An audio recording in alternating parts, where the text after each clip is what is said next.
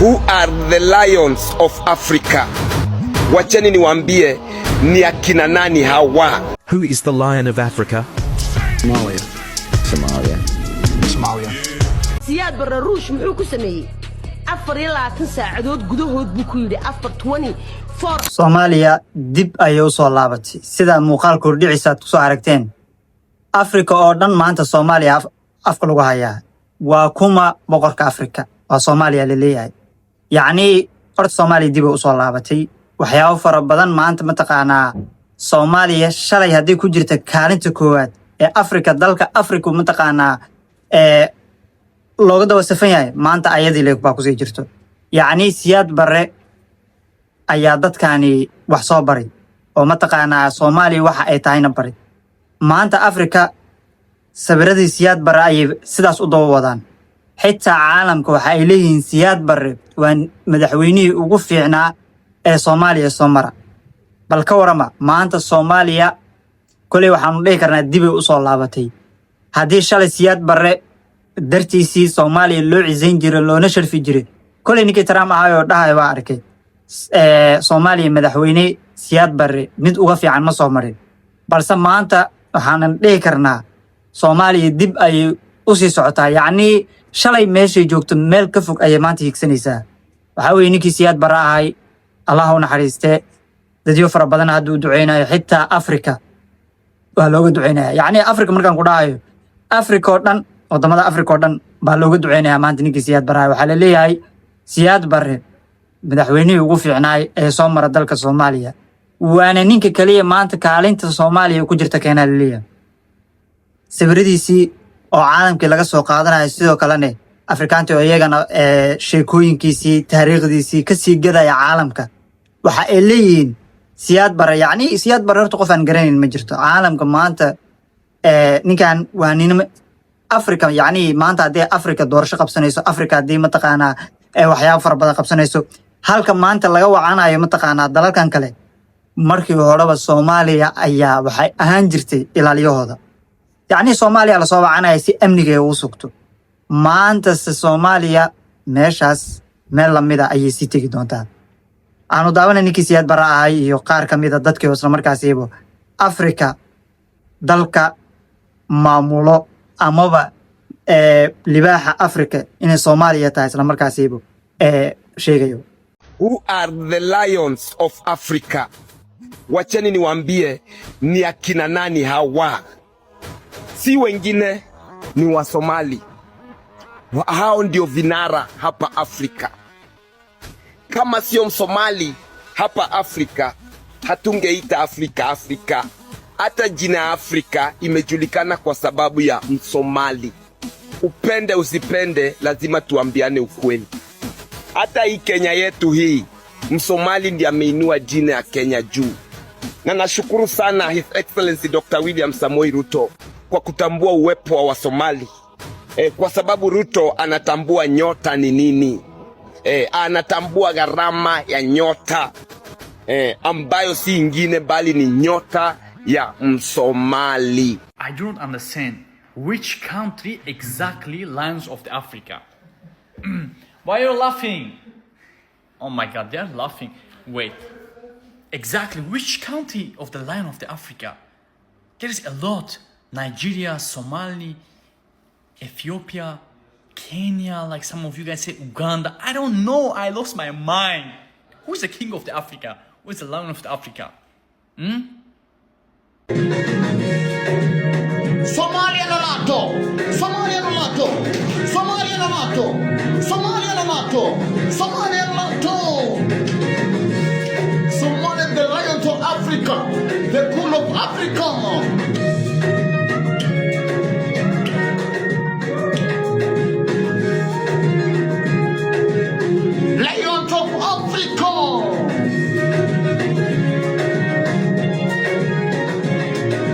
African Lion of East Africa and Nigeria.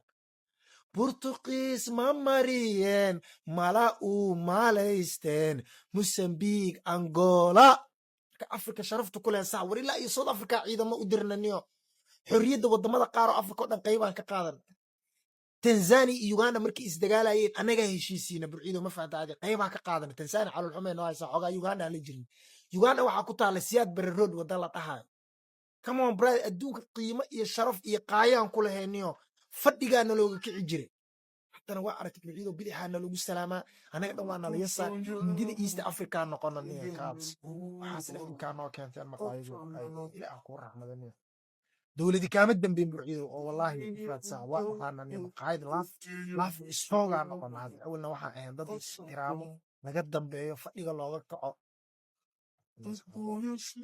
siyaad barre afrika ugu talin jiray maanta kuwa jooga afrika u talisa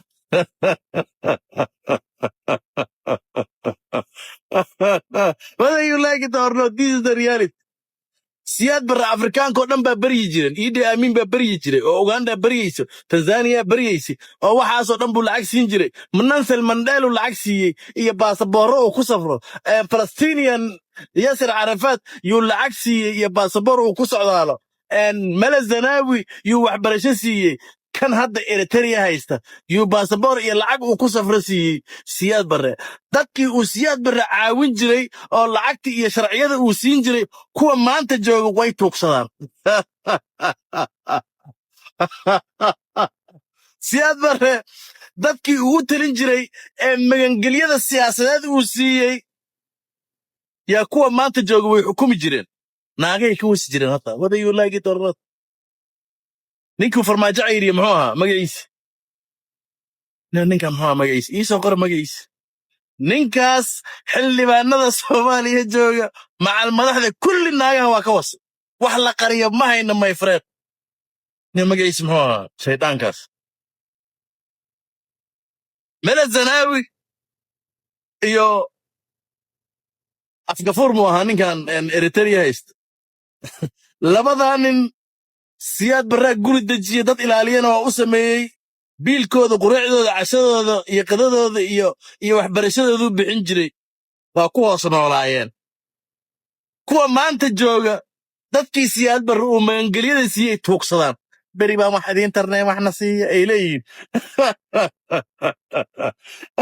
madaxweynahan eritrea annaga muxuu ciidamo noogu tababaraa ma is weydiiseen weli muqdisho wax ku soo bartay oo joogay oo ku noolaa jaamacadaha muqdisho ka soo baxay siyaad barraa biilkiisa bixinaya oo ilaalinaya ninkaas mele zanaawi saasi la eg south african president the same thing my friend blo yasir carafaad saasi la eg soomaaliya dadkii ay wax siin jirtay ay ilaalin jirtay ee siyaad barre intay u imaadaan la tashan jiray what can we do for you samoro machel markuu dhintay ninkii u dadaalayay siyaad barru ahaa samoro machel siyaad barru ka amar qaadan jiray madaxweynihii mozambique jid waxaa ku yaala mozambique siyaad barre street la dhaho mise siyaad barre road buu ahaa my friend siyaad barre meeshuu gaaray kuwaan ma gaari karaan dadkuu biili jiray siyaad barre yay maanta tuugsadaan kuwaan dadkuu u talin jiray siyaad barre aa maanta u taliya kuwaan ragannimadu wax dhedheela maa ragannimadu waa u dhalasho